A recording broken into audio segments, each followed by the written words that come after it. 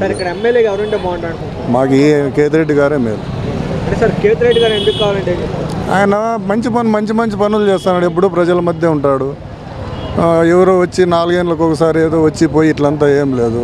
ఆయన అధికారం ఉన్నా ఇక్కడే ఉంటాడు, అధికారం లేకున్నా ఇక్కడే ఉంటాడు.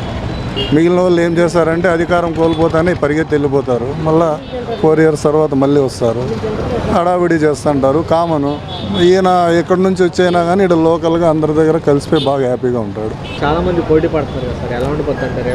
పోటీ ఎవరు పడుతున్నారు? ఎవరు పోటీ ఈయనకి? అది క్లారిటీ ఉందా ఇక్కడ? క్లారిటీ ఉందా? ఇప్పుడు క్యాడరు తిక్కమక్క పడుతున్నారు.